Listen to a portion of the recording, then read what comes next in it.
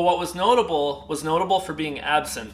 What is up, YouTube? Welcome to Fred's Full Throttle. Today we're going to start out with a couple updates from the deep dive I did on the wheels for the C8 Z06. Then we're going to go through all the latest news, couple new cars that were spotted, and then we're going to finish with a couple subscriber cars who sent in photos for me to share with you guys. We've got quite a bit to cover, so let's get right into it. First, I wanted to cover a quick update after the C8 Z06 deep dive I did on the wheels for the car. You may recall if you watched last week's video, it was about the alloy wheels versus the carbon fiber wheels, pros and cons of each. Well, there were two really good points that people brought up in the comments that I had forgotten to cover. The first is that the alloy wheels are actually forged instead of cast. You may remember that the C7 Z06 and Grand Sport, the wheels were cast, which makes them not quite as strong as a forged wheel. Well, apparently the C8 Z06 is going to have forged alloy wheels, which should make them a lot stronger, and hopefully this will help prevent any of the cracking or denting that has been a problem on prior cars. And then the second point I wanted to cover was specific to the carbon fiber wheels, and that's that a lot of wheel shops will either be reluctant or outright refuse to mount tires on a carbon fiber rim. The wheels are so expensive and valuable that they don't really want to take the chance of mounting and damaging the wheel in some way, and that there's a good chance of a small scratch or a scuff from the wheel mounting equipment,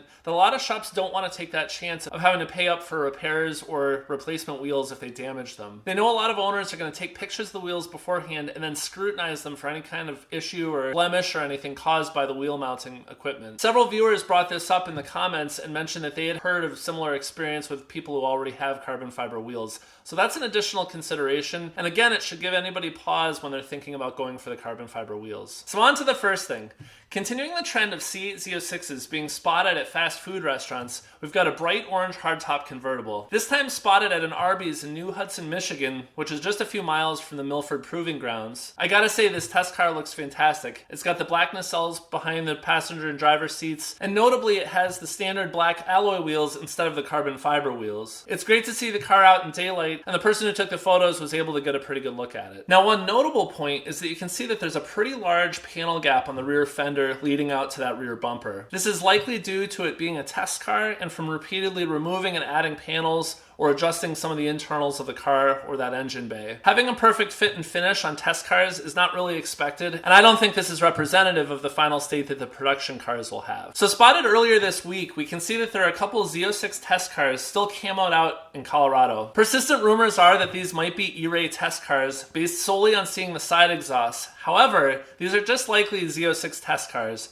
A lot of people will seem to be speculating that because the Z06 is unveiled, that anything with camo is likely to be an E-Ray. More likely, I think that these are Z06s and the team is trying to put as many miles on the cars and finish out their last minute testing before they launch the car. A lot of people seem to be forgetting that both C7 and C8 test cars were spotted with camo well after being unveiled, and it didn't turn out to be anything unique. The test teams likely care a lot more about getting miles on the cars for testing than about how the car looks. Also, it's well documented that many of the test cars did have the side exit exhausts. Later this same week, what are likely the same test cars were spotted by somebody on Facebook out in Breckenridge, Colorado.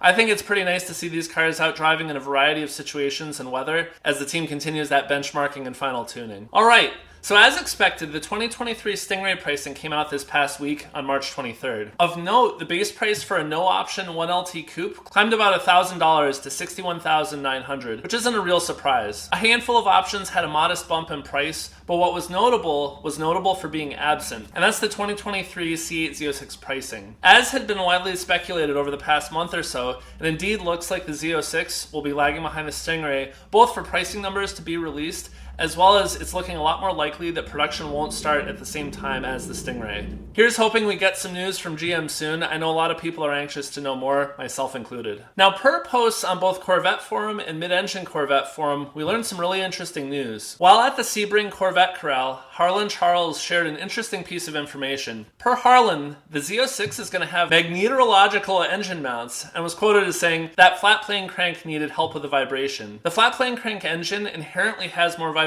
than a traditional cross-plane V8, and while this does provide some character to make the car feel more on edge, it's something that the design team needed to work around. As noted previously, this is why the LT6 has a cartridge-style oil filter rather than a spin-on, because the vibration could actually potentially back out the traditional filter. A lot of you may be familiar with MagRide from the last several generations of Corvette, and these engine mounts use the same technology. This is where a magnetic material is suspended inside a carrier fluid inside of a shock tube, and then the outside has electromagnets that surround the outside of the tube.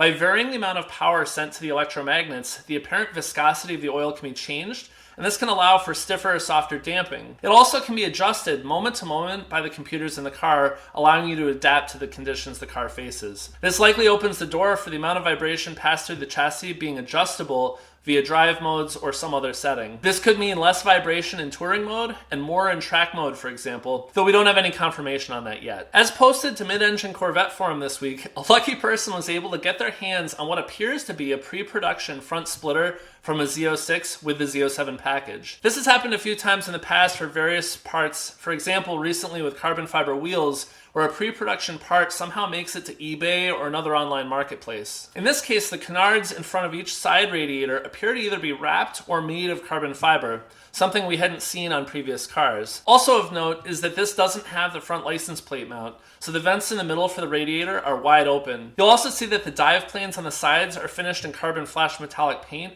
rather than raw carbon. This is likely from a test car, which may be why it's not all raw carbon and why it's not matching. Either way, this is a pretty cool piece of wall art for this person's garage. On to a couple subscribers' rides. Up first, we have a hardtop convertible in red mist from Doug. I've talked with Doug at length about his car, and I think it looks amazing. He's just taken delivery, he's had it paint protection filmed, ceramic coated, and excited to get out and drive this year. Thanks for sending in the photos, Doug. Up next, we have a C7 Grand Sport from another Fred. I think it looks really sharp with the aftermarket two-tone wheels contrasting with the gray of the body. Like mine, he got it from McMulkin, and most importantly, it's from another Fred. Up next, we have a car from Mark in Wisconsin. He's got a C8 Stingray Coupe in black with a high-wing spoiler. I think the black looks fantastic, and he says that he's hoping to replace this car with a C8 Z06, potentially with the Z07 package. Thanks again for sending in those pictures as well. It looks really good. If you're interested in seeing your own car on Fred's Full Throttle, feel free to send me an email at fredsfullthrottle@gmail.com. Please use the subject of my car, and ideally 1 or 2 photos is all I need.